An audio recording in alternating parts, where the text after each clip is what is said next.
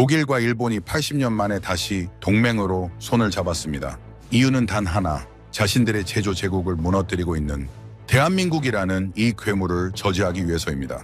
상전인 미국조차 당혹해하며 서울로 집결한 나토 30개국 대사들. 그 대열 속엔 한국 방산의 최대 라이벌인 독일 대사도 섞여 있었습니다.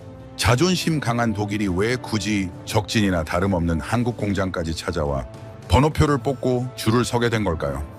그건 포탄 한 발 만드는데 2년이 걸리는 유럽의 처참한 무능 속에서 주문 즉시 강철의 비를 내리는 한국의 시스템에 항복하지 않고는 단 하루도 버틸 수 없다는 냉혹한 생존의 결론 때문이었습니다. 하지만 현장에서 목격한 한국의 압도적 실력은 독일에게 협력이 아닌 공포를 심어주었습니다. 겉으로는 안보 파트너를 외치지만 뒤로는 일본과 손을 잡고 금융과 규제라는 거대한 장벽을 세워 한국을 고립시키려는 80년 만에 이중 게임이 시작된 이유입니다. 대한민국은 어떻게 이 거대한 위선과 음모를 뚫고 전 세계의 목줄을 쥐고 흔드는 진짜 주인이 되었을까요? 전 세계 전략가들이 소름 돋는 경외심으로 주목하는 대한민국의 압도적 실체, 그 전율 돋는 주도권 전쟁의 전말을 지금 공개합니다.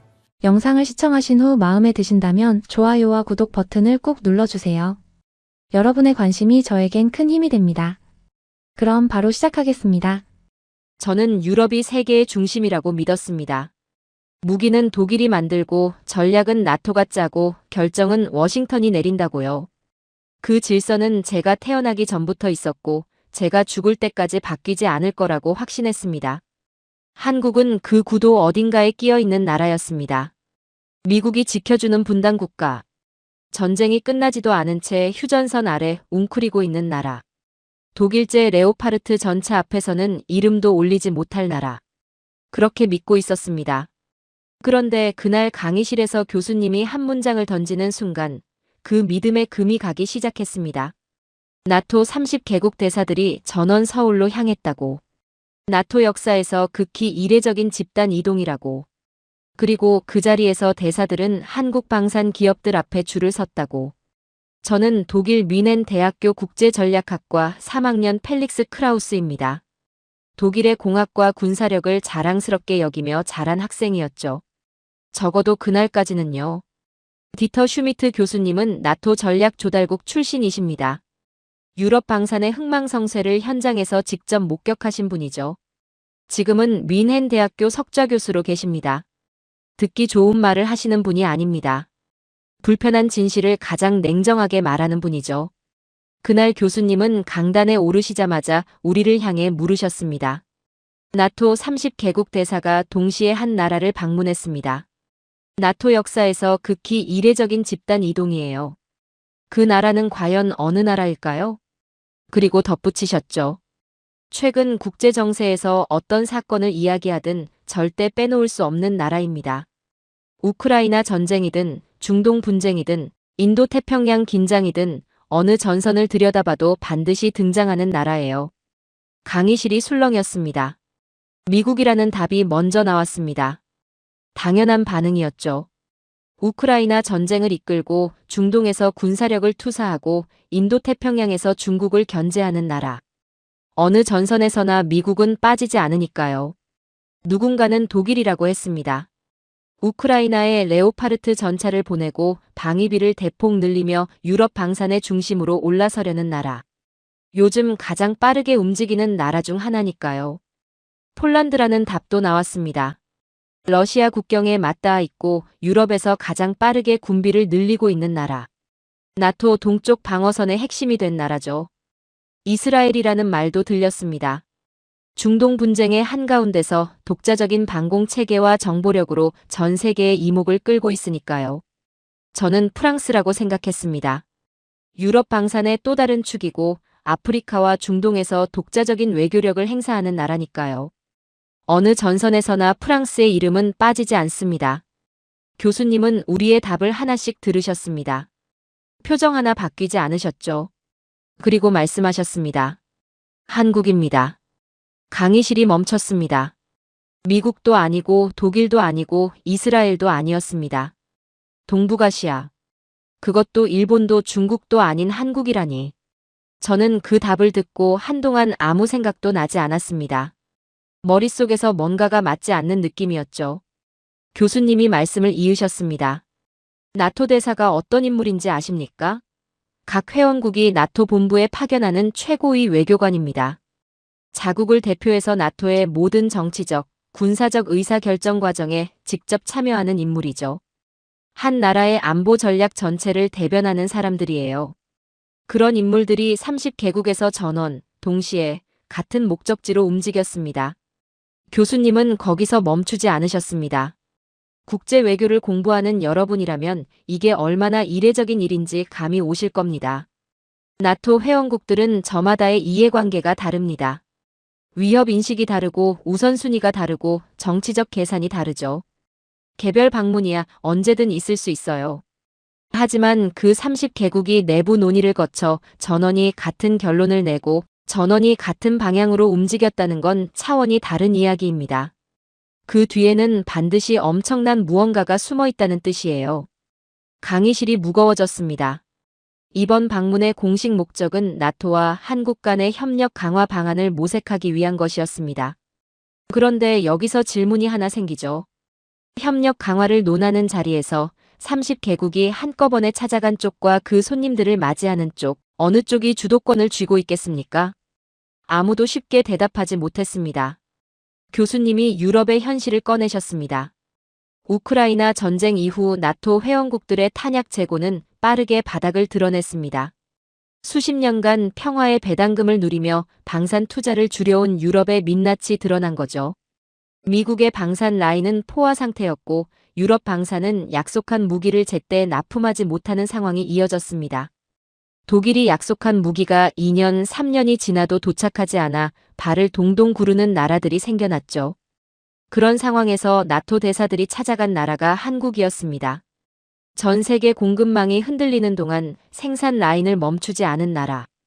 어떤 위기 상황에서도 가동 체계를 유지한 나라. 한국 방산의 핵심 기업 대표들이 그 자리에서 대사들을 맞이했습니다. 대사들은 인사치레 없이 곧장 수치를 물었고 기업 대표들은 망설임 없이 답했죠. 그 자리에 주도권이 어느 쪽에 있었는지 아십니까? 나토 대사들이 조건을 제시하는 자리가 아니었어요.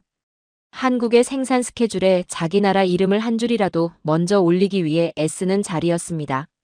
선택하는 쪽은 한국이었고 선택받으려는 쪽은 나토였어요. 그때 교수님이 표정을 바꾸시며 덧붙이셨습니다. 나토 대사들이 서울을 찾아왔다는 뉴스가 나왔을 때 한국 온라인에 올라온 댓글 하나가 있었습니다. 교수님이 그 댓글을 읽어주셨습니다. 우리가 안 가니까 저들이 직접 찾아오네. 강의실이 술렁였습니다. 누군가는 황당하다는 표정이었고 누군가는 어이없다는 듯 웃었죠. 저는 웃지 못했습니다. 오만하다고 느끼십니까? 이건 허세가 아니에요. 자신들이 가진 것의 가치를 정확하게 알고 있는 나라의 자신감입니다. 나토가 찾아올 수밖에 없다는 걸 한국 국민들은 이미 알고 있었던 거예요. 저는 손을 들었습니다. 교수님, 한국은 여전히 휴전국입니다. 언제 전쟁이 다시 시작될지 모르는 나라의 나토의 안보를 의존하는 게 과연 합리적인 판단인가요? 교수님이 저를 보셨습니다. 펠릭스, 나토 대사들도 그 질문을 했을 겁니다. 비행기 안에서 서울로 향하면서요. 그럼에도 불구하고 그들은 갔습니다. 리스크를 알면서도 갈 수밖에 없다는 것, 그 자체가 이미 한국의 주도권을 증명하는 겁니다. 안전하고 확실한 대안이 있다면 굳이 불확실한 쪽을 택하겠습니까? 지금 유럽에게 한국을 대체할 선택지가 없는 거예요. 그리고 그 현실은 한국이 수십 년에 걸쳐 묵묵히 쌓아올린 실력으로 만들어낸 겁니다. 나토 대사들이 서울에서 돌아갈 때 무엇을 확인하고 갔겠습니까? 계약서가 아니었습니다. 한국이라는 시스템이 실재한다는 확인이었어요. 그 시스템 없이는 자신들의 내일을 장담할 수 없다는 확인. 주도권은 이미 서울로 넘어갔습니다. 우리가 그것을 인정하든 인정하지 않든 그 사실은 변하지 않아요. 제가 당연하게 여겼던 유럽 중심의 세계 질서가 이미 제가 모르는 사이에 조용히 재편되고 있었다는 사실이 낯설고 불편하게 다가왔죠. 그리고 동시에 처음으로 한국이라는 나라가 진지하게 궁금해지기 시작했습니다. 교수님은 강의 시작부터 단어 하나를 꺼내셨습니다. 산업적 침해. 강의실 안이 술렁였습니다. 치매라니. 국가에 치매라는 단어를 붙이다니요. 교수님은 우리의 반응을 보시며 말씀을 이으셨습니다. 불편하게 들립니까? 그렇다면 제대로 들은 겁니다. 유럽은 지금 산업적 치매에 걸렸어요. 도면은 그릴 줄 압니다. 설계도는 있어요. 어떻게 만들어야 하는지도 알죠. 그런데 실제로 찍어낼 공장이 없어요. 그 공장을 돌릴 숙련공도 없습니다. 기억은 있는데 몸이 말을 듣지 않는 상태. 그게 치매 아닙니까?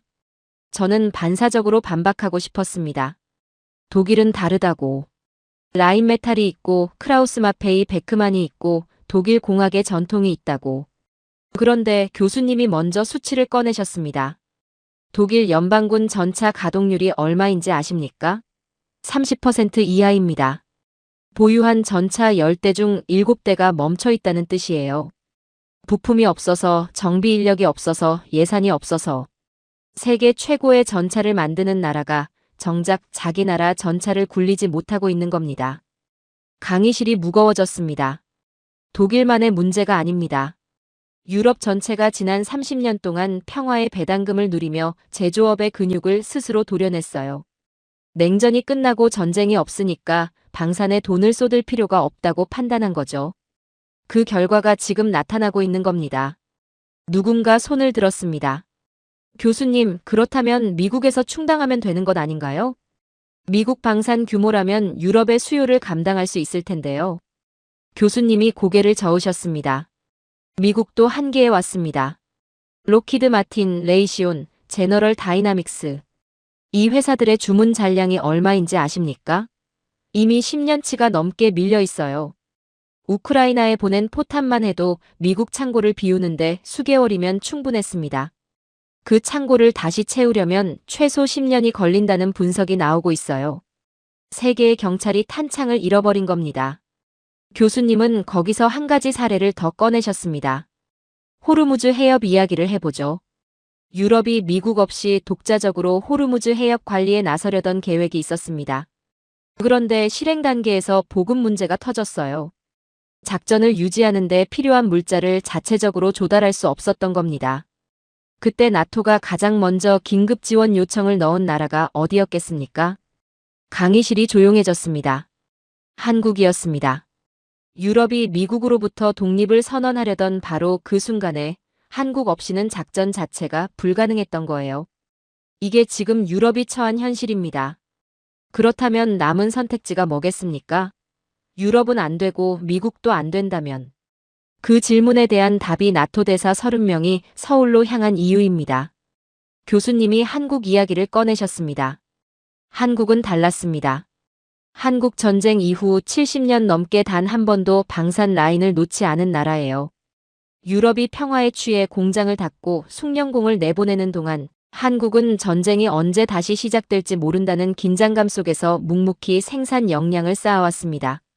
누가 알아주지 않아도 세계가 주목하지 않아도 그렇게 70년을 버텨온 나라가 한국이에요. 저는 그 말을 들으며 뭔가가 연결되는 느낌이 들었습니다. 그 역량이 최근 국제 정세와 맞물리면서 폭발적으로 드러난 겁니다. 우크라이나 전쟁이 터지고 중동이 불타고 인도 태평양 긴장이 고조되면서 전 세계가 동시에 무기를 필요로 하게 됐죠. 그 순간 공급할 수 있는 나라가 어디였겠습니까? 70년 동안 멈추지 않고 달려온 나라. 한국이었습니다. 이건 운이 아니에요. 준비된 나라가 기회를 만난 겁니다. 준비된 나라가 기회를 만난 것. 유럽이 스스로 버린 것을 한국은 버리지 않았고 그 차이가 지금 이 자리를 만들었다는 뜻이었으니까요. 교수님은 핀란드 이야기를 꺼내셨습니다. 핀란드 국방부가 독일산 무기 도입을 검토하다가 결국 한국산을 선택한 사건이 있었습니다. 당시 핀란드 국방 관계자가 남긴 말이 있어요. 우리는 자존심을 사러 온 게 아닙니다. 내일 터질 전쟁에서 이길 무기를 사러 왔습니다. 독일이 납품 일정을 맞추지 못한다는 걸 확인하는 순간 핀란드는 미련 없이 돌아섰습니다. 폴란드도 마찬가지였습니다. 독일이 설계한 유럽 방산 금융 체계가 있었어요. 사실상 한국 무기 구매를 어렵게 만들기 위해 설계된 구조였는데 폴란드는 그 체계를 무시하고 한국산 무기 계약을 밀어붙였습니다. 돈의 논리보다 생존의 논리가 앞선 거죠. 교수님이 나토 대사들의 서울 현장 이야기를 꺼내셨습니다. 그 자리에서 나토 대사들이 무엇을 했는지 아십니까? 조건을 제시한 게 아니었어요. 한국 기업인들 앞에서 납기를 앞당겨달라고 요청했습니다. 세계 최강 군사 동맹의 대사들이 한국 방산 기업 앞에서 일정을 조정해달라고 애원하는 자리였던 겁니다. 선택권은 나토가 아니라 한국의 생산 스케줄이 쥐고 있었어요. 저는 손을 들었습니다. 교수님, 그렇다면 유럽이 한국에 종속되는 구조가 되는 건 아닌가요? 그게 유럽에게 합리적인 선택인가요? 교수님이 저를 보시며 말씀하셨습니다. 펠릭스, 합리적인 선택과 불가피한 선택은 다릅니다. 지금 유럽에게 한국은 합리적인 선택지가 아니에요. 불가피한 선택지입니다. 종속이 싫으면 자립을 하면 되죠. 그런데 그 자립을 위해 필요한 공장, 숙련공, 생산 체계를 다시 갖추려면 얼마나 걸리겠습니까? 최소 20년입니다. 그 20년을 기다릴 여유가 지금 유럽에게 있습니까? 아무도 대답하지 못했습니다. 나토 대사들이 서울에서 본 건 무기가 아니었습니다. 자신들이 30년 동안 스스로 버려온 산업의 영혼이었어요. 한국은 그걸 버리지 않았습니다. 아니, 버릴 수 없었죠. 그래서 지금 이 자리에 있는 겁니다. 자네가 믿는 독일의 자존심은 박물관에나 있습니다. 지금 미넨의 거리를 지키는 건 독일의 철학이 아니라 한국의 강철일지도 모릅니다. 저는 그 말을 듣고 오랫동안 아무 말도 할 수 없었습니다. 메이드 인 저머니. 그 라벨이 제 머릿속에서 천천히 빛을 잃어가고 있었습니다. 교수님이 먼저 숫자 하나를 던지셨습니다. 스톡홀름 국제평화연구소, 줄여서 시풀이라고 하죠. 전 세계 무기 수출 순위를 집계하는 가장 권위 있는 기관입니다. 그 시프리가 발표한 최근 데이터에서 한국은 세계 무기 수출 5위권에 진입했어요. 강의실이 술렁였습니다. 미국, 러시아, 프랑스, 독일. 수십 년간 이 순위를 과점해온 나라들이죠. 그 틈을 한국이 비집고 들어온 겁니다. 어떻게 생각하십니까? 대단한 성취입니까? 몇몇 학생들이 고개를 끄덕였습니다. 저도 그랬고요. 교수님이 말씀하셨습니다. 절반만 맞습니다. 성취인 건 맞아요. 그런데 동시에 한국은 이 순간부터 기존 강대국들의 거대한 타겟이 됐어요. 5위권 진입은 축하받을 일이기도 하지만 전 세계가 한국을 본격적으로 견제하기 시작했다는 신호이기도 하죠. 그 이야기는 뒤에서 다시 하겠습니다. 지금은 먼저 한국이 어떻게 여기까지 왔는지를 짚어보겠습니다. 교수님이 독일과 한국의 수치를 나란히 제시하셨습니다. 독일 공장이 전차 10대를 생산하는 데 걸리는 시간이 얼마인지 아십니까? 4년입니다. 그렇다면 한국은요? 아무도 선뜻 대답하지 못했습니다. 6개월입니다. 한 개 대대 분량을 6개월 만에 출고해요. 독일이 10대를 만드는 시간에 한국이 얼마를 찍어내는지 계산해보면 말이 나오지 않을 겁니다. 펠릭스, 자네가 믿는 독일의 자부심이 4년 뒤에 도착할 때 한국의 무기는 이미 그 전쟁을 끝내고 돌아와 있을 걸세. 저는 그 숫자를 듣고 본능적으로 의심했습니다. 과장된 수치 아닌가? 품질을 희생한 속도 아닌가? 교수님이 마치 제 생각을 읽으신 듯 말씀하셨습니다. 품질을 깎아서 속도를 낸 거 아니냐고 생각하는 분 있습니까? 당연한 의심이에요. 그런데 현실은 반대죠. 한국의 K2 전차는 현재 세계에서 가장 높은 수준의 기술 스펙을 갖춘 전차 중 하나입니다. 속도와 품질을 동시에 잡은 거예요. 어떻게 가능했겠습니까? 교수님이 스마트 팩토리 이야기를 꺼내셨습니다. 한국의 방산 생산 라인은 이미 인간의 숙련도에 의존하는 구조를 넘어섰습니다. 알고리즘이 생산 경로를 계산하고 로봇이 공정을 수행하죠. 인공지능이 실시간으로 불량 여부를 판단합니다.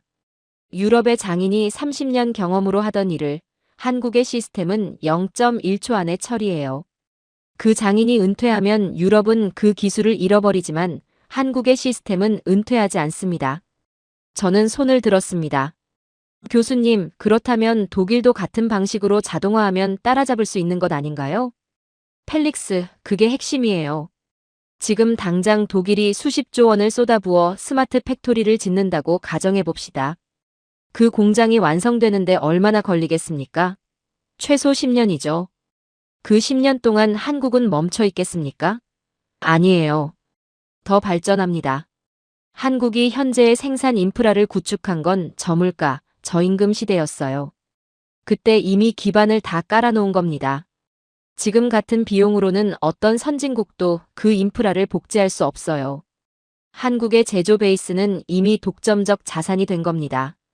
교수님이 수직 계열화 이야기를 꺼내셨습니다. 한국 방산에 또 다른 무기가 있어요.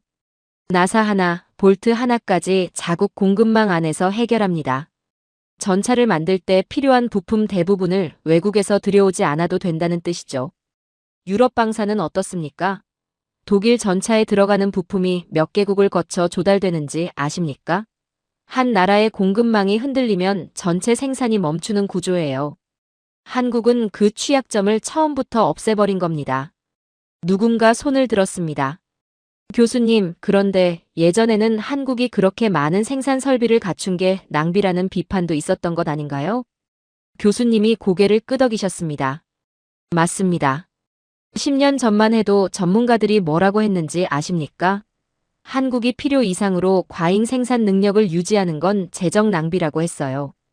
비효율적인 국방 예산 집행이라는 비판이 있었죠. 그런데 지금 그 과잉 생산 능력이 무엇이 됐습니까? 전 세계 안보를 지탱하는 유일한 생명줄이 됐습니다.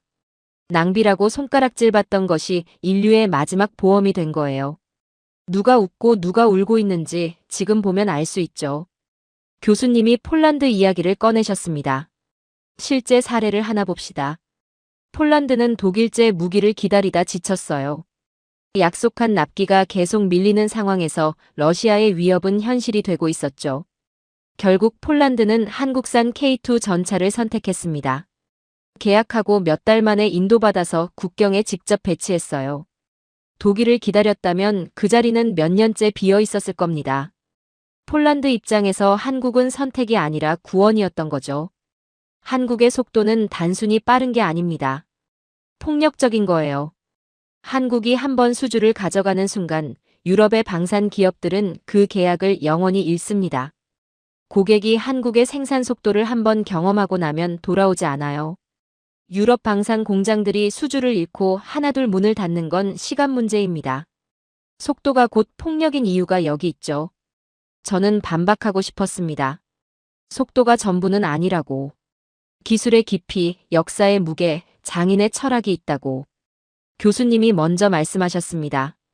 품질이 중요하지 않냐고요? 물론 중요합니다. 그런데 전장에 나갈 전차가 없는데 품질이 무슨 소용이겠습니까? 이제 나토의 방어 역량은 브뤼셀의 회의실이 아니라 한국의 생산 라인 가동률에 달려 있어요. 그 라인이 멈추는 날 나토의 방어선에 구멍이 생기는 겁니다. 강의실 안에 묘한 긴장감이 감돌았습니다. 교수님이 낮은 목소리로 덧붙이셨습니다. 이 속도는 축복이에요. 한국에게도 한국의 무기를 받는 나라들에게도. 하지만 그 대가가 있습니다. 한국은 지금 이 순간 전 세계에서 가장 많은 적을 동시에 만들고 있어요. 기존 방산 강국들이 한국을 바라보는 눈빛이 달라졌습니다. 부러움을 넘어 두려움으로. 그리고 두려움은 언제나 공격으로 이어지죠.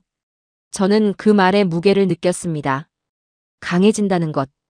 그것이 반드시 안전을 의미하지는 않는다는 사실을. 한국이 올라갈수록 한국을 끌어내리려는 손도 많아진다는 사실을. 저는 처음으로 한국이라는 나라의 성공이 얼마나 외롭고 위험한 자리인지를 생각하게 됐습니다. 적이 생겼다는 건 두 가지를 의미합니다. 하나는 내가 약하다는 것. 또 하나는 내가 너무 강해졌다는 것. 한국의 경우는 어느 쪽이겠습니까? 강의실이 조용해졌습니다. 후자입니다. 한국이 세계 방산 시장의 판도를 바꾸기 시작하자 기존 강대국들이 움직이기 시작했어요. 그것도 아주 비열하게. 교수님이 두 나라의 이름을 나란히 꺼내셨습니다. 독일, 그리고 일본. 어울리지 않는 조합이죠. 유럽의 제조 강국과 아시아의 기술 대국. 평소엔 경쟁 관계에 가까운 두 나라가 손을 잡았습니다. 공통의 적이 생겼을 때 인간이 그리고 국가가 얼마나 빠르게 동맹을 바꾸는지 보여주는 사례예요. 그 공통의 적이 한국이었죠. 저는 그 말을 듣고 묘한 기분이 들었습니다. 독일이 일본과 손을 잡았다는 말이 불편하게 느껴졌습니다. 같은 유럽인으로서 독일이 그런 선택을 했다는 게 자랑스럽지 않았죠. 교수님이 독일 이야기부터 꺼내셨습니다. 독일이 지금 무슨 일을 하고 있는지 아십니까? 폭스바겐 공장 라인을 뜯어내고 있습니다. 자동차를 만들던 그 라인에서 전차를 조립하려는 거예요. 세계 최고의 자동차 강국이 자존심의 상징인 그 공장을 전쟁 기계 생산 라인으로 바꾸고 있는 겁니다. 혁신입니까? 아니에요. 절규에 가깝습니다. 그 정도로 독일의 방산 생산 능력이 한계에 몰렸다는 뜻이에요. 강의실이 무거워졌습니다. 기술로는 한국을 이길 수 없다는 걸 깨달은 겁니다. 그래서 독일이 꺼내든 게 무엇인지 아십니까? 금융이에요. 교수님이 SAFE 이야기를 본격적으로 꺼내셨습니다. 독일이 주도해서 설계한 유럽 방산 금융 지원 체계가 있습니다. 겉으로는 유럽 방산 생태계를 지원하기 위한 시스템이에요. 그런데 실제 작동 방식을 들여다보면 전혀 다른 목적이 보입니다. 한국 무기를 구매하려는 국가에는 대출을 제한하거나 이자율을 높이는 방식으로 한국산 선택을 어렵게 만드는 구조예요. 기술 경쟁에서 밀리자 돈으로 한국의 손발을 묶으려 한 겁니다. 누군가 손을 들었습니다. 교수님, 그게 실제로 효과가 있었나요? 핀란드와 폴란드를 보면 답이 나옵니다. 두 나라 모두 그 금융체계의 압박을 받았어요. 그럼에도 불구하고 한국산을 선택했죠. 돈보다 생존이 급했던 겁니다. 러시아와 국경을 맞대고 있는 나라들에게 금융 조건이 문제겠습니까? 내일 배치할 수 있는 무기가 문제겠습니까? 독일의 금융 감옥은 실력 앞에서 열쇠가 없어도 열렸습니다. 교수님이 일본 이야기로 넘어가셨습니다. 이번엔 일본입니다. 일본이 왜 한국 방산을 이토록 필사적으로 방해하는지 그 뿌리부터 짚어봐야 해요. 교수님이 6.25 전쟁 이야기를 꺼내셨습니다. 한국 전쟁이 터졌을 때 일본이 무엇을 했는지 아십니까? 미군의 병참 기지 역할을 하면서 전쟁 특수를 누렸습니다. 그 돈으로 신칸센을 깔고 제조업 기반을 재건했어요. 한반도의 비극이 일본 경제 부활의 발판이 됐던 겁니다. 그런데 지금은 어떻습니까? 그 한국이 일본의 방산 시장을 잠식하고 있어요. 과거의 행운이 현재의 공포로 돌아온 거죠. 저는 그 말을 들으며 불쾌함이 올라왔습니다. 일본이 더 두려워하는 게 있습니다. 조선업이에요. 한때 세계 조선업을 지배하던 일본은 한국에게 그 자리를 완전히 내줬습니다. 일본 내부에서 나오는 말이 있어요. 방산도 조선업처럼 한국에게 지워버릴 것이다.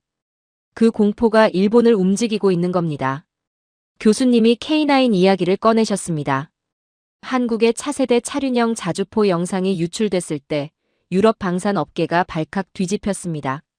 독일의 주력 상품인 RCH-155와 직접 비교되는 영상이었는데 성능 면에서 한국 자주포가 앞선다는 평가가 쏟아진 거예요. 독일 방산 기업 입장에서는 사형 선고와도 같은 순간이었죠. 교수님의 목소리가 낮아졌습니다. 그 이후 독일과 일본이 나토 내부에서 움직이기 시작했어요. 한국 무기의 신뢰성을 문제 삼기 시작한 겁니다. 휴전국에서 만든 무기가 안정적이겠냐고. 보안 검증이 충분하냐고. 실력으로 이길 수 없으니 이미지를 흔들기 시작한 거예요. 비열하지만 효과적인 방법입니다. 저는 손을 들었습니다. 교수님, 그렇다면 미군은 어떤 입장인가요? 미국이 한국 편을 들어준다면 그런 로비가 통하지 않을 것 같은데요. 교수님이 답하셨습니다. 좋은 질문이에요. 미군 내부에서 실제로 한국 시스템을 지지하는 목소리가 나오고 있습니다. 무거운 독일 전차보다 빠르고 정확한 한국 시스템이 필요하다는 일선 지휘관들의 목소리가 있어요. 그걸 일본이 가장 두려워합니다. 그래서 일본이 무엇을 하고 있는지 아십니까? 천문학적인 로비 자금을 쏟아부으며 미군을 자기 편으로 돌리려 하고 있어요. 평화헌법까지 고쳐가며 살상 무기 수출을 허용한 것도 같은 맥락입니다. 한국을 따라잡기 위해 자국의 헌법 원칙까지 바꾼 겁니다. 강의실 안에 냉소적인 웃음이 흘렀습니다. 교수님이 마지막 카드를 꺼내셨습니다. 독일과 일본이 마지막으로 꺼내든 무기가 있습니다. 법입니다. 한국의 방위산업 육성 자금을 불공정 보조금으로 규정해서 세계무역기구에 제소하겠다는 움직임이 있어요. 휴전국이라는 특수한 안보 상황 때문에 한국 정부가 방산 기업을 지원하는 구조를 국제무역규범 위반으로 몰아가려는 겁니다. 교수님이 우리를 바라보시며 말씀하셨습니다. 이게 무역 분쟁입니까? 아니에요. 한국이라는 거인이 더 이상 크지 못하도록 사지를 묶으려는 글로벌 사냥의 시작입니다. 기술로 안 되니 금융으로, 금융으로 안 되니 이미지로, 이미지로 안 되니 법으로. 한국을 막기 위해 수단을 가리지 않겠다는 선언이죠. 저는 그 말을 들으며 복잡한 감정이 올라왔습니다. 독일인으로서 자국이 이런 방식으로 움직인다는 게 부끄러웠습니다. 동시에 그런 총공세에도 불구하고 한국이 계속 앞으로 나아가고 있다는 사실이 묘하게 경이롭게 느껴졌습니다. 규제로 묶으려 할수록 한국은 더 거대한 기술의 벽을 세우고 있습니다. 견제받을수록 강해지는 나라. 그게 한국이에요. 주도권 싸움은 이제 진흙탕 싸움으로 변했습니다. 그 싸움에서 한국이 살아남을 수 있을지 지금부터가 진짜 이야기의 시작이에요. 교수님이 먼저 마크롱 이야기를 꺼내셨습니다. 프랑스 대통령 마크롱이 외쳤던 말을 기억하십니까? 유럽의 안보는 유럽의 무기로. 유럽 영내에서 조달하고 유럽 기업이 납품하고 유럽의 돈이 유럽 안에서 돌아야 한다는 주장이었죠. 듣기엔 그럴듯한 말이에요. 그런데 정작 마크롱의 동맹국들은 무엇을 했겠습니까? 교수님이 잠시 우리를 바라보셨습니다. 한국의 생산 스케줄표에 자기 나라 이름을 먼저 넣기 위해 줄을 섰습니다. 얼마 전에는 미국이 핵추진 잠수함 기술을 인질 삼아 압박하자 한국의 프랑스의 전홍축 우라늄 기술 전수를 언급하기까지 했어요. 마크롱의 연설이 공허한 메아리가 되는 데는 오랜 시간이 걸리지 않았죠. 유럽의 단결은 생존 앞에서 너무나 쉽게 흔들렸습니다. 저는 그 장면을 머릿속에 그려봤습니다. 유럽의 연대를 외치는 지도자와 그 옆에서 조용히 한국으로 전화를 거는 동맹국들의 모습을요. 교수님이 말씀하셨습니다. 돈이 모든 걸 결정한다고 믿는 분 있습니까? 국제 정치에서 특히 안보 문제에서는 그 믿음이 산산조각 나는 순간이 옵니다. 전쟁 앞에서는 금보다 강철이 귀한 법이에요. 그 진실을 가장 먼저 깨달은 나라들이 한국으로 향했죠. 교수님이 독일의 납기 문제를 꺼내셨습니다. 독일이 동유럽 국가들에게 약속한 무기들이 있었습니다. 그 납기가 얼마나 지켜졌는지 아십니까?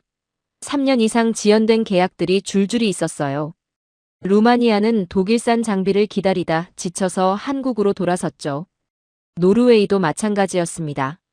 독일이 무리한 조건을 내걸다가 결국 한국의 수주를 빼앗긴 거예요. 그 3년 동안 러시아의 위협은 단 하루도 멈추지 않았습니다. 독일의 납기 지연은 단순한 계약 불이행이 아니에요. 동맹국을 안보 공백 속에 방치한 겁니다. 교수님이 독일 정부의 반응을 꺼내셨습니다. 독일 정부가 손을 놓고 있었겠습니까? 아니에요. 자국 기업인 라인메탈을 살리기 위해 동원할 수 있는 외교적 수단을 총동원했습니다. 동유럽 국가들에게 압박을 넣고 나토 내부에서 한국산 무기의 신뢰성을 문제 삼았죠. 그런데 결과가 어떻게 됐겠습니까? 한국의 실력 앞에서 그 모든 수단이 하나씩 무력화됐습니다. 외교로 막아보려 했지만 실제 전장에서 검증된 무기 앞에서 외교적 언어는 힘을 잃었어요. 강의실이 무거워졌습니다. 교수님이 핀란드 이야기를 본격적으로 꺼내셨습니다. 핀란드 이야기를 좀 더 자세히 해보죠. 독일은 핀란드를 붙잡기 위해 저금리 금융 지원까지 제안했습니다. 돈으로 막아보려 한 거예요. 그런데 핀란드 국방장관이 독일 대사의 전화를 받았을 때 남긴 말이 있습니다. 교수님이 그 말을 읽어주셨습니다. 우리는 은행원이 아니라 전사를 원합니다. 강의실이 조용해졌습니다. 전쟁이 터지면 독일의 저금리 수표는 종이 조각이 됩니다. 한국의 자주포는 그 순간 적을 막아낼 강철이 되죠. 핀란드는 그 단순한 진실 앞에서 독일의 돈을 거절한 겁니다. 금융의 성벽이 아무리 견고해 보여도 실력이라는 파도 앞에서는 모래성에 불과했던 거예요. 교수님이 후속 이야기를 꺼내셨습니다. 핀란드가 한국산 K9 자주포를 도입한 뒤에 어떻게 됐는지 아십니까? 추가 도입을 결정했습니다. 이미 한국산을 써본 나라들이 이것보다 나은 대안은 없다며 재구매를 결정하는 현상이 이어지고 있어요. 한번 한국 무기를 경험한 나라가 다른 선택지로 눈을 돌리지 않는 겁니다. 에스토니아도 같은 방향으로 움직이고 있죠. 단순한 구매가 아니에요. 끊기 어려운 신뢰의 고리가 만들어지고 있는 겁니다. 누군가 손을 들었습니다. 교수님, 그러면 폴란드, 핀란드, 에스토니아처럼 한국산을 선택한 나라들이 하나의 블록이 되는 건가요? 교수님이 고개를 끄덕이셨습니다. 정확하게 짚었어요. 실용주의 국가들이 한국을 중심으로 묶이고 있습니다. 이념이나 역사적 유대가 아니라 실전에서 검증된 무기와 신뢰할 수 있는 공급망을 기준으로 새로운 안보 블록이 형성되고 있는 거죠. 독일이 주도하던 유럽 방산 연합이 안에서부터 균열이 생기고 있다는 뜻이에요. 그 균열을 만든 게 한국의 실력입니다. 저는 그 흐름이 어디로 향하는지 생각하다가 손을 들었습니다. 교수님, 그렇다면 결국 유럽이 한국의 기술 식민지가 되는 것 아닌가요? 우리가 한국 시스템에 종속되는 구조라면 그게 유럽에게 좋은 미래인가요? 교수님이 저를 바라보셨습니다. 식민지라는 단어를 썼군요. 펠릭스, 현실을 직시해 봅시다. 지금 유럽에게 한국은 선택지가 아니에요. 불가피한 현실이죠. 식민지가 싫다면 자립하면 됩니다. 그런데 그 자립을 위한 공장, 인력, 기술을 다시 쌓으려면 20년이 걸려요. 그 20년을 버틸 여유가 지금 유럽에게 있습니까? 오히려 이렇게 생각해 보세요. 지금 유럽에게 한국의 하청 기지가 될 기회조차 특권일 수 있습니다. 한국은 이미 유럽 없이도 전 세계를 상대로 장사하고 있으니까요. 그 말이 가슴에 박혔습니다. 하청 기지가 특권이라는 말이 굴욕적으로 들렸지만 반박할 논리가 떠오르지 않았죠. 교수님이 기술 종속 이야기를 꺼내셨습니다. 더 충격적인 이야기를 하나 해드릴까요? 지금 나토의 최신 무기 시스템들이 무엇을 하고 있는지 아십니까? 한국의 지휘통제 시스템과 호환되기 위해 스스로 업데이트를 진행하고 있습니다. 나토의 무기가 한국 시스템에 맞춰 스스로를 바꾸고 있는 거예요. 누가 표준이고 누가 따라가는 쪽인지 이제 명확하지 않습니까? 강의실이 술렁였습니다. 이제 시장의 기준이 바뀌었습니다. 누가 더 저렴한가가 아니에요. 누가 더 확실하게 내일 배송해 줄 수 있는가, 누구의 시스템이 표준이 되는가. 그 경매장을 한국이 독점하고 있죠. 독일이 설계한 금융의 성벽은 무너졌고 한국의 시스템은 유럽 방산 생태계 깊숙이 이식됐어요. 이제 유럽의 방패는 베를린이 아니라 서울에서 만들어지고 있는 겁니다. 저는 그 말을 들으며 오래된 지도 한 장이 머릿속에서 천천히 다시 그려지는 느낌이 들었습니다. 유럽이 중심이고 나머지가 주변이었던 그 지도가 이제 전혀 다른 방식으로 그려지고 있었죠. 그 새로운 지도의 중심에는 뮌헨도, 베를린도, 파리도 아닌 서울이 있었습니다.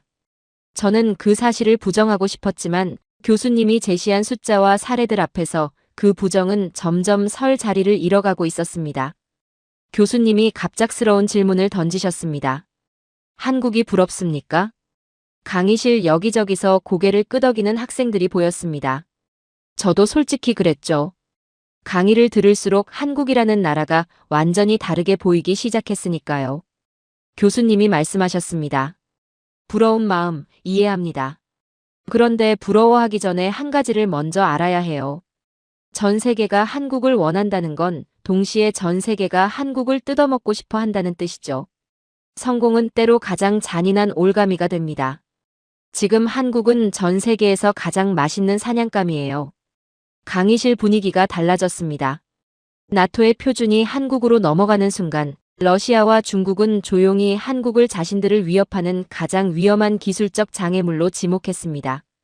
한국의 무기가 나토의 전력을 강화할수록 그 무기는 러시아와 중국을 직접적으로 겨누는 화살이 되는 거죠. 그들 입장에서 한국을 가만히 놔둘 이유가 없는 겁니다. 그런데 여기서 한 가지 더 생각해 봐야 할 게 있어요. 지금 나토 전체가 한국 무기에 종속되기 시작했습니다. 그렇다면 한국에서 무슨 일이 생기면 어떻게 되겠습니까? 한국의 정치가 흔들리거나 생산 차질이 생기거나 예상치 못한 내부 혼란이 발생하는 순간 나토의 방어선 전체가 흔들리는 거예요. 지구 전체의 안보가 한국이라는 나라 하나에 매달려 있는 구조가 만들어지고 있는 겁니다. 나토 대사들이 서울에서 웃으며 손을 내밀 때 그 손 안에는 한국을 자신들의 시스템 안에 묶어두려는 보이지 않는 밧줄이 들려 있었죠. 저는 그 말을 듣고 등줄기가 서늘해지는 느낌이 들었습니다. 한국을 향한 의존이 깊어질수록 한국을 통제하려는 욕구도 함께 커진다는 뜻이니까요. 누군가 손을 들었습니다. 교수님, 러시아나 중국이 한국을 직접 공격할 수는 없지 않나요? 한국은 미국의 동맹국인데요. 교수님이 답하셨습니다. 직접 공격은 하지 않죠. 그런데 전쟁에는 총칼만 있는 게 아닙니다. 훨씬 조용하고 훨씬 잔인한 방법들이 있어요. 한국이 무기를 찍어낼 때 반드시 필요한 것들이 있습니다. 히토류예요. 전차의 핵심 부품, 미사일 유도 시스템, 첨단 전자장비. 이 모든 것에 히토류가 들어가죠. 그리고 전 세계 히토류의 절대적인 비중을 중국이 쥐고 있습니다. 공급을 차단하는 순간 한국의 생산 라인은 멈춰요. 총 한 발 쏘지 않고 한국 방산의 숨통을 끊을 수 있는 겁니다. 러시아는 다른 방식으로 압박합니다. 북한을 활용하는 거예요. 한국이 서방과 가까워질수록 북중러의 보복 수위는 높아지죠. 나토 대사들이 서울에서 만찬을 즐기는 바로 그 시간에 동북아의 긴장은 임계점을 향해 올라가고 있었습니다. 한국은 서방의 무기고가 되는 동시에 동북아에서 가장 위험한 외줄 위를 걷는 나라가 된 거예요. 저는 그 말을 들으며 머릿속이 복잡해졌습니다. 교수님이 미국 이야기를 꺼내셨습니다. 그런데 더 아이러니한 게 있습니다. 미국이에요. 강의실이 술렁였습니다. 미국은 한국의 동맹이죠. 한국 방산의 성장을 반기는 것 같아 보입니다. 그런데 어느 순간부터 미국의 시선이 달라지기 시작했어요. 미국은 동맹을 사랑하지만 자신들의 통제권을 벗어나는 이등은 사랑하지 않습니다. 한국 무기 체계에는 미국산 부품과 기술이 들어가죠. 미국은 국제무기거래 규정, 즉 ITAR이라는 규제를 통해 그 부품이 들어간 무기를 한국이 어디에 팔 수 있는지 통제할 수 있어요. 동맹이라는 이름 아래 보이지 않는 고삐가 한국의 목에 걸려 있는 겁니다. 저는 손을 들었습니다. 교수님, 그렇다면 미국도 결국 한국을 견제하는 건가요? 견제라기보다는 통제예요. 미국은 한국이 강해지는 건 환영합니다. 나토를 지원하는데 미국의 부담이 줄어드니까요. 하지만 한국이 미국의 통제권 밖에서 독자적으로 움직이는 건 원하지 않아요. 교수님이 서울의 정보전 이야기를 꺼내셨습니다. 나토 대사들이 서울에 머무는 동안 그 호텔들에서는 전혀 다른 전쟁이 벌어지고 있었습니다. 전 세계 정보기관들이 서울에 집결했어요. 도청, 해킹, 네트워크 침투. 한국 방산 기업들의 핵심 기술을 탈취하기 위한 총성 없는 전쟁이죠. 실제로 한국 방산 기업들이 겪는 사이버 공격 시도는 상상을 초월하는 수준입니다. 기술을 빼앗는 게 무기로 싸우는 것보다 훨씬 효율적이니까요. 강의실에 긴장감이 흘렀습니다. 교수님이 한국 내부 이야기를 꺼내셨습니다. 밖에서 오는 위험만이 아닙니다. 한국 안에서도 균열이 생기고 있어요. 무기를 수출하면 할수록 한국 내부에서 이런 목소리가 나오죠. 우리 국방에 써야 할 물량까지 해외에 퍼주는 것 아니냐고. 우리 아이들이 써야 할 무기를 외국에 팔아넘기는 거 아니냐고. 틀린 말이 아닙니다. 수출이 늘수록 자국 방위 물량과의 균형을 맞춰야 하는 딜레마가 생기죠. 그 내부 갈등이 한국의 정치권을 흔들기 시작하고 있어요. 무기를 팔아부를 쌓을수록 한국은 지구 반대편의 전쟁에 원치 않게 휘말리게 됩니다. 한국 무기가 쓰인 전장에서 민간인이 희생되면 그 책임의 화살이 한국을 향하죠. 무기 수출국이라는 지위는 그 무기가 쓰이는 모든 전쟁의 공범이 될 수 있다는 뜻이기도 합니다. 한국은 지금 전쟁의 인질이 되어가고 있어요. 강의실이 조용해졌습니다. 주도권을 쥐었다는 건 달콤한 권력만을 의미하지 않습니다. 전 세계의 원한을 홀로 감당해야 한다는 뜻이기도 하죠. 언제 터질지 모르는 폭탄을 품에 안고 전 세계의 눈치를 살펴야 하는 지독한 고독입니다. 한국은 지금 그 무게를 버티고 있어요. 하지만 게임은 끝나지 않았습니다. 한국이 이 무게를 버티지 못하는 순간 그들은 전 세계에서 가장 비참한 재물이 될 겁니다. 그게 주도권을 쥔 자의 숙명이에요. 저는 오랫동안 아무 말도 하지 못했습니다. 지금까지 저는 한국의 성공을 부러워했습니다. 독일이 밀렸다는 사실에 자존심이 상했고 나토가 서울 앞에 줄을 섰다는 현실에 당혹감을 느꼈죠. 그런데 그 성공의 이면에 이런 무게가 있었다는 걸 저는 오늘에야 처음으로 느꼈습니다. 한국은 축복을 받은 게 아니었습니다. 지옥의 무게를 견디고 있었던 거죠. 그리고 그 무게를 혼자 감당하면서도 멈추지 않는 나라. 저는 처음으로 한국이라는 나라 앞에서 경외감이라는 감정을 느꼈습니다. 교수님이 숫자 하나를 입에 올리셨습니다. 60조 원.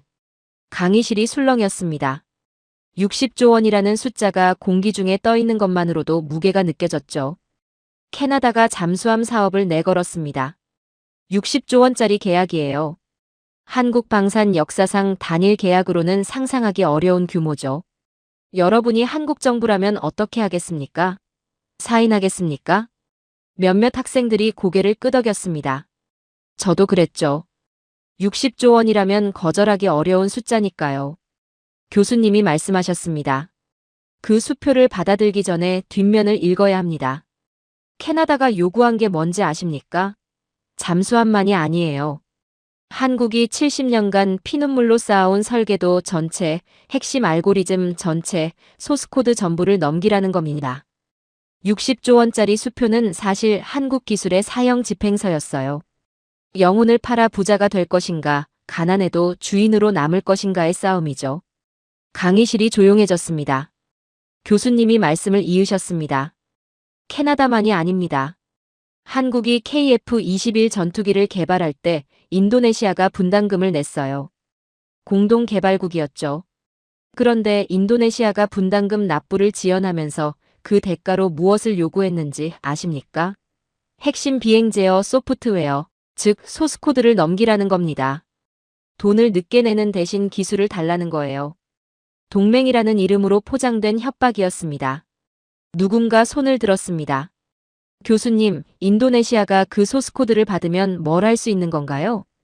교수님이 답하셨습니다. 직접 전투기를 만들 수 있죠.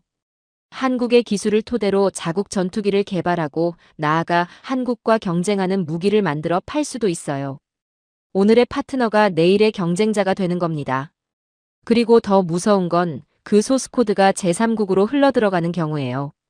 한국의 전투기 두뇌가 적대국의 손에 들어가는 순간 그 코드는 한국 전투기의 약점을 찾는 데 사용될 수 있습니다. 오늘의 수출이 내일의 자살이 되는 이유가 여기 있죠. 교수님이 중동 이야기를 꺼내셨습니다. 중동도 만만치 않습니다. UAE와 사우디가 오일머니를 앞세워 KF-21의 비행 제어 소스코드를 요구하고 있어요. 천문학적인 돈을 담보로 내밀면서 말이죠. 중동의 황금은 달콤합니다. 하지만 그들이 요구하는 소스코드는 한국이 70년 동안 지옥에서 건져 올린 불꽃이에요. 그걸 넘기는 순간 불꽃은 꺼지는 겁니다. 돈은 쓰면 없어지지만 기술을 한번 빼앗기면 되돌릴 수 없어요. 교수님이 미국 이야기를 꺼내셨습니다. 미국은 어떻습니까? 미국은 한국에게 동맹의 강화를 위해 기술을 아낌없이 공유하라고 압박합니다. 그런데 우리가 미국에게 기술 이전을 요구하면 어떻게 됩니까? 국가 안보를 이유로 나사 하나도 공유하지 않아요. 자신들의 기술은 철통같이 지키면서 한국의 기술은 동맹이라는 명분으로 요구하는 겁니다. 이 이중잣대를 우리 서구권이 아무렇지 않게 들이밀고 있다는 게 저는 솔직히 부끄럽습니다. 저는 그 말에 충격을 받았습니다. 교수님이 서구권을 향해 부끄럽다고 말씀하시는 건 처음이었으니까요. 우리가 한국을 파트너로 보는 게 아니라는 겁니다. 기술 도서관으로 보고 있는 거예요. 필요한 책을 꺼내 쓰고 다 쓰면 돌려주지 않는 도서관. 그게 서구권이 한국을 대하는 방식이었죠. 저는 독일인으로서 그 말이 불편하게 들렸습니다. 하지만 반박할 수가 없었습니다. 교수님이 한국 연구원들 이야기를 꺼내셨습니다. 그렇다면 한국은 어떻게 대응하고 있을까요? 협상 테이블 너머 한국의 연구원들이 밤을 지새우고 있습니다. 기술을 주는 척하면서도 핵심 알고리즘에 원격 잠금 장치를 심는 작업이죠. 소스코드를 넘기더라도 핵심 부분은 암호화하고 복제 방지 코드를 심어서 그 코드가 한국의 허가 없이는 작동하지 않도록 만드는 겁니다. 기술을 주되 통제권은 놓지 않으려는 처절한 사투예요. 그런데 나토의 기술팀이 무엇을 하는지 아십니까? 그 암호를 풀기 위해 슈퍼컴퓨터를 돌리고 있습니다. 한국 연구원들이 잠금 장치를 심는 속도와 서방 기술팀이 그걸 해제하려는 속도 사이의 전쟁이 지금 이 순간에도 벌어지고 있어요. 총성은 없지만 이게 진짜 전쟁이죠. 교수님이 대전 국방과학연구소 이야기를 꺼내셨습니다. 한국의 국방과학연구소가 있습니다. 대전에 있는 이 연구소는 한국방산기술의 심장부예요. 그런데 지금 이 연구소가 전 세계 해커들의 공격 대상 1순위가 됐습니다. 하루에도 수백 건의 사이버 공격 시도가 들어와요. 중국, 러시아, 북한, 그리고 이름을 밝히기 어려운 서방 국가들까지 총 한 발 쏘지 않고 한국의 기술을 통째로 빼앗으려는 시도가 24시간 멈추지 않는 거죠. 한국의 연구원들은 무기를 만드는 동시에 그 무기를 지키는 전쟁도 함께 치르고 있는 겁니다. 강의실이 무거워졌습니다. 교수님이 한국 여론 이야기를 꺼내셨습니다. 협상 테이블에서 한국 정부가 버틸 수 있는 힘이 어디서 나오는지 아십니까? 한국 국민들입니다. 돈 몇 푼에 나라의 영혼을 팔지 말라는 목소리가 한국 사회 전체에서 나오고 있어요. 60조 원짜리 계약 앞에서도 소스코드는 안 된다는 여론이 한국 협상단의 유일한 버팀목이 되고 있는 겁니다. 국민이 등을 밀어주지 않으면 협상가는 버티지 못해요. 한국 국민들은 그 무게를 알고 있는 거죠. 저는 손을 들었습니다. 교수님, 그렇다면 한국이 소스코드를 끝까지 지킬 수 있을까요? 60조 원이라는 돈 앞에서 결국 무너지는 것 아닌가요? 교수님이 저를 바라보셨습니다. 펠릭스, 그게 지금 한국이 서 있는 자리입니다. 돈을 선택할 것인가, 주권을 선택할 것인가. 벼랑 끝에 서 있는 거예요. 소스코드를 내주는 순간 한국의 총구는 더 이상 한국이 통제하는 게 아닙니다. 그 기술이 언젠가 한국을 겨누는 무기가 될 수 있어요. 한국 전투기의 약점이 적의 손에 들어가는 거죠. 반대로 소스코드를 지키면 60조 원을 잃을 수도 있습니다.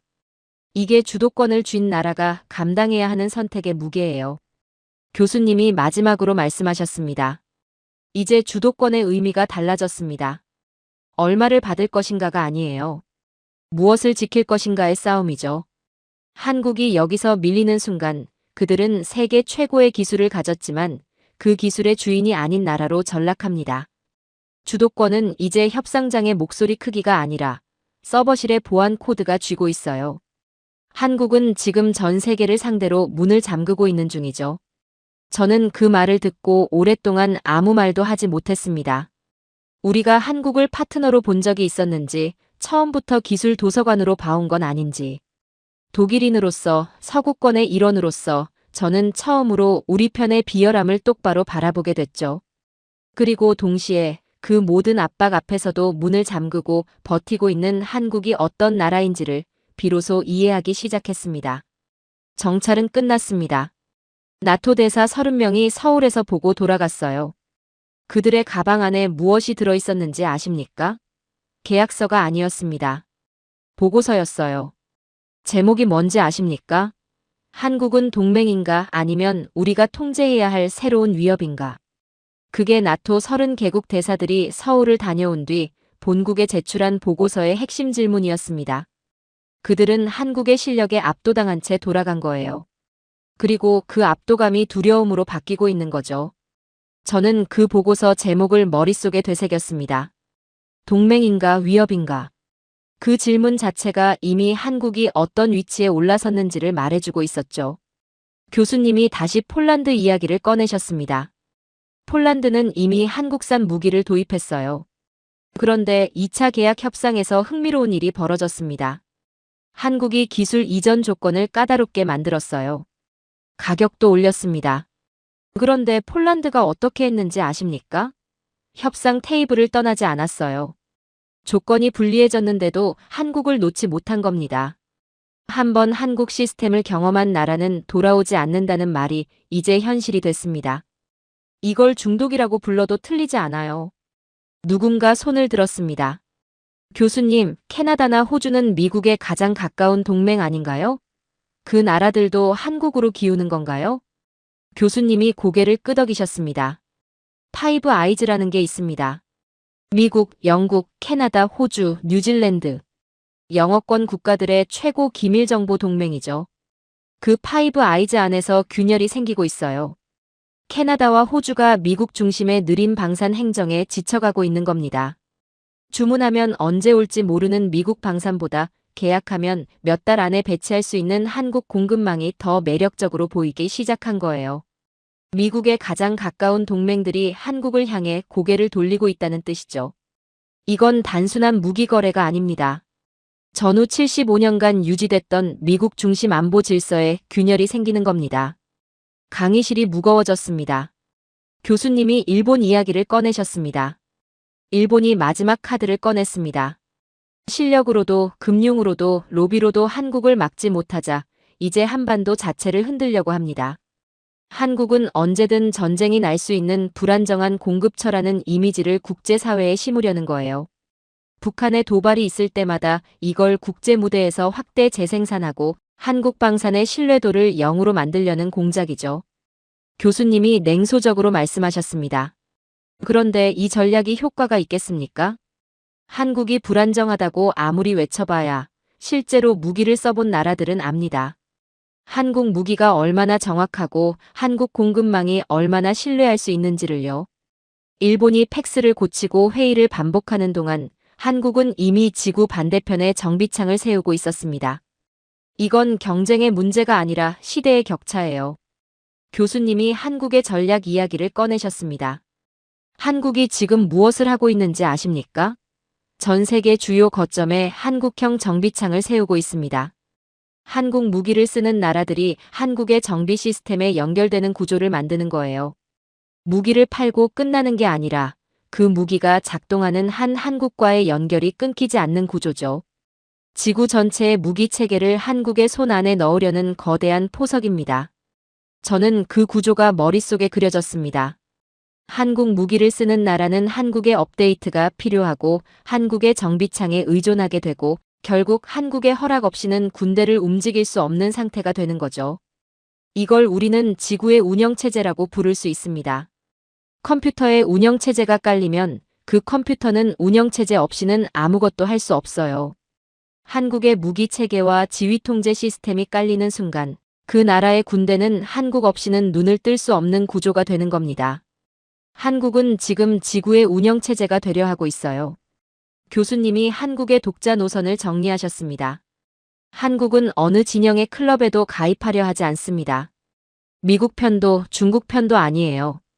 대신 이렇게 말하는 거죠. 우리의 시스템을 쓰려면 우리의 규칙을 따르라고. 적과 아군 모두를 기술로 조종하는 독자 노선입니다. 한국은 클럽에 가입하길 원한 적이 없어요. 그들 스스로가 전 세계가 가입하고 싶어하는 클럽 그 자체가 된 겁니다. 저는 손을 들었습니다. 교수님, 그렇다면 결국 주도권은 한국이 쥐게 되는 건가요? 이 모든 견제와 압박에도 불구하고요. 펠릭스, 주도권은 이미 넘어갔습니다. 이제 세계는 한국을 선택하는 게 아니에요. 한국이 누구에게 허용할 것인가가 국제사회의 새로운 권력이 된 거죠.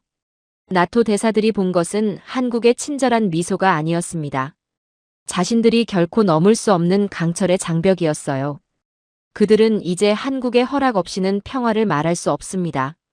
주도권은 워싱턴의 정치쇼가 아니라 한국의 용접봉 끝에서 나오는 거예요. 지도는 종이 위에 그려지지만 질서는 공장의 열기 속에서 결정되니까요. 강의실이 숙연해졌습니다. 교수님이 마지막으로 말씀하셨습니다. 70년 동안 전쟁의 공포 속에 살아야 했던 나라가 있습니다. 아무도 알아주지 않을 때 묵묵히 공장을 돌리고 아무도 주목하지 않을 때 기술을 쌓아온 나라. 그 나라가 흘린 피와 땀이 지금 전 세계를 지키는 가장 강력한 방패가 됐어요. 이건 기적이 아닙니다. 70년의 지옥을 견딘 나라가 세상에 내리는 보복이에요. 그리고 그 보복은 총칼이 아니라 용접봉으로, 알고리즘으로, 생산 라인으로 이루어지고 있죠. 저는 그 말을 들으며 오랫동안 아무 말도 하지 못했습니다. 강의가 시작될 때 저는 독일의 자부심을 믿는 학생이었습니다. 한국은 미국이 지켜주는 분단 국가라고 생각했죠. 그런데 지금 이 순간 저는 그 생각이 얼마나 좁고 얕았는지를 알고 있습니다. 한국행 교환학생 프로그램 신청 기간이 다음 달까지라는 걸 저는 오늘 아침에 확인해뒀습니다. 우리의 미래가 저곳에 있다면 가야만 합니다. 구시대의 유령으로 남을 것인가 아니면 새로운 질서의 중심으로 걸어 들어갈 것인가. 그 선택 앞에서 저는 처음으로 망설이지 않았습니다. 나토 대사들과의 만찬은 끝났지만 계약서 위에는 여전히 기술 탈취와 주도권 쟁탈의 피냄새가 진동하고 있습니다. 전쟁은 총칼이 아니라 누가 더 오래 공장을 돌릴 수 있느냐에서 이미 결정됐어요. 그리고 그 전쟁에서 한국은 모두를 압도하고 있습니다. 오늘의 사연은 여기까지입니다. 70년 동안 전쟁이 끝나지 않은 땅에서 아무도 주목하지 않던 시간 속에서 한국은 조용히 세상의 판을 바꾸고 있었습니다. 강대국들이 손을 잡고 막으려 할수록 한국은 더 깊이 뿌리를 내렸고 더 높이 올라섰습니다. 가장 가난했던 나라가 가장 강한 나라들이 줄을 서는 나라가 되기까지 그 70년의 무게를 세상은 이제야 알아가고 있습니다. 이제 세계는 한국을 선택하는 것이 아닙니다. 한국이 허용하는 자만이 평화를 누리는 시대가 열렸습니다. 그리고 한국의 시간은 이제 막 시작되었습니다. 긴 영상 시청해주셔서 감사합니다. 내일은 더 좋은 영상으로 찾아오겠습니다.